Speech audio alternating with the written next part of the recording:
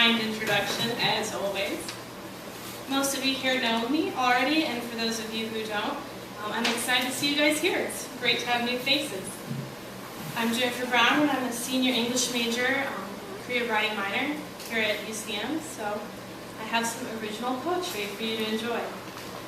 The first poem I'm going to read, I believe I have read at a previous open mic night, but it's been a while, and I thought you guys might enjoy hearing it again. It's called The Death and Rebirth of the Real Little Mermaid. And this poem is actually going to be published this year in Knockout, which is a national literary journal. So I'm pretty excited about that. I think Colin's outside.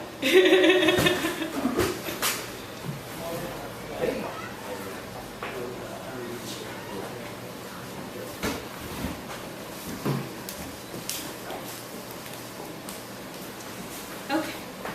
The Death and Rebirth of the Real Little Mermaid. A foreign scent of perfume stains your tie. The mermaid gave up her tongue so she could be the prince. I don't recall buying that shade of seduction. A sorry message taped to the refrigerator. The mermaid danced on broken shells, and the prince could only ogle her curves. You can't say I don't understand sacrifice. I wonder if the mermaid had known the end of the story first, if she still would have traded fins for feet. Now cold fish are eating her eyes. A door opens. A few well-placed bruises on me. The beach is washed gold with mermaid blood. A frantic 911 call, and it is done. The waters break loose. A slip of a box cutter. The mermaid made a mistake, not plunging it into the prince's heart. But who am I to judge the judgments of other women?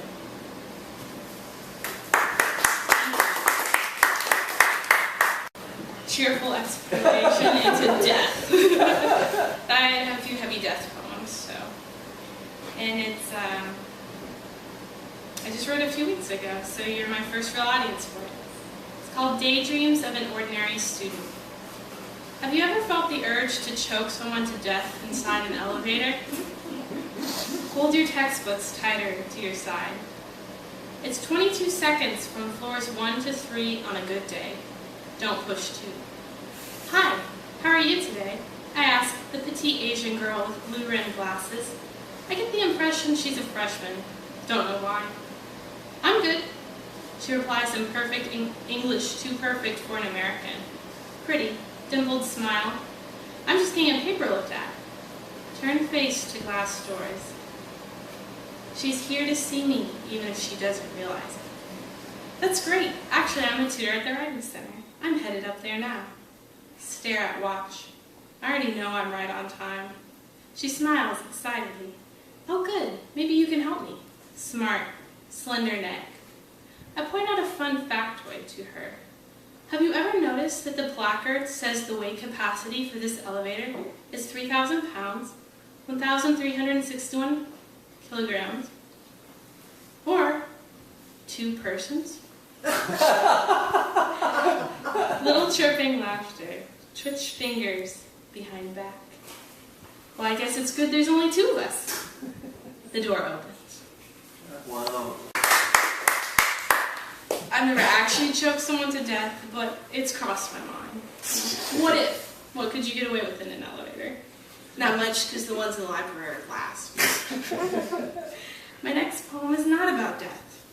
But it's also based on a real-life experience. It's called Driving Outside of Marceline, Missouri, boyhood home of Walt Disney. At first, I think he is a surveyor standing on the shoulder of the road.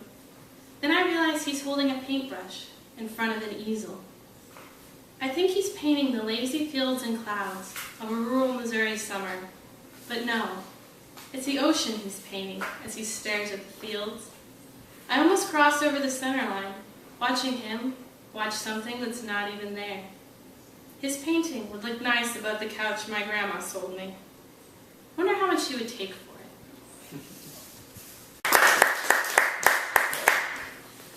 I have another Writing Center inspired poem, and it's kind of silly and nobody dies yet. It's called What Goes On Under the Table, and it's not what it sounds like. One of my friends saw an M&M on the floor, and that inspired me. The green M&M is a bug. It sees everything. It hears everything. While snugged away on the dirty carpet beneath the table. It has already avoided 100 students' tennis shoes and the legs of multiple chairs trying to crush it.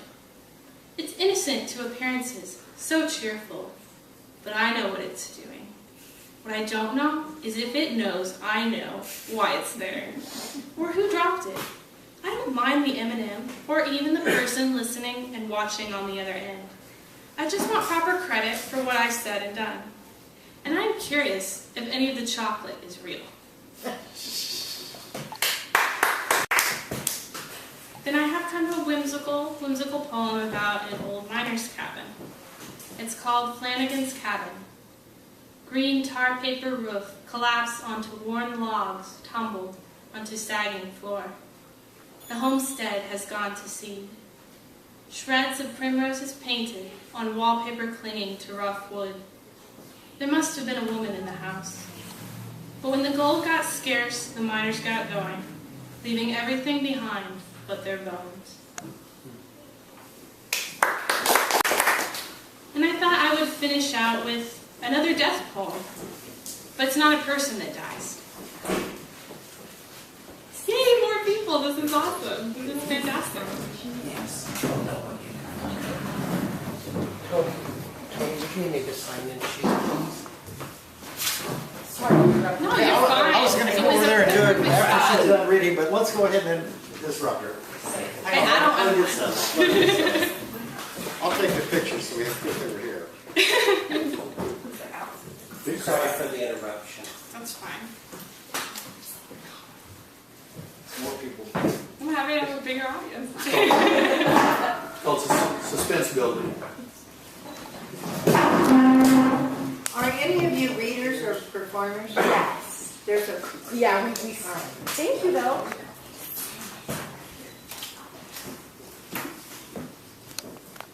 Joe's bringing more chairs. Okay, you really don't have to. I can sell Well, my you have to ask her that. No, she loves it. Thank you so much. Oh, She may think it. Welcome to all the new people who just got in the room. We're glad to have you here. We would have held off if we'd known you were coming, because we kind of stalled a little bit for waits for some of the usual suspects to get here. But now we'll just go ahead and have Jennifer read her whole set all over again. I mean, I will if you want to. No. Well, I have one more poem left, and it is called My Dad Ripped a Snake in Two Last Wednesday. I was walking peacefully along on our country gravel driveway under a premature March sun, when my dad drove by in my little sister's chemical blue Sunfire and asked me if I saw anything still in the front wheel. I said, yeah, something's still there. I wanted to shriek at the voluptuous black coil of death in the rim. He peeled out onto the highway, and I looked back up at the driveway and shrieked as the front part of the snake crawled towards me, hissing and dragging its sagging guts of blood across the white, dusty gravel as it tried to reach the safety of the field, leaving a crimson streak that was later rained away. It took all day to die, and Dad tried to run over it again on the way back up the driveway, but he missed.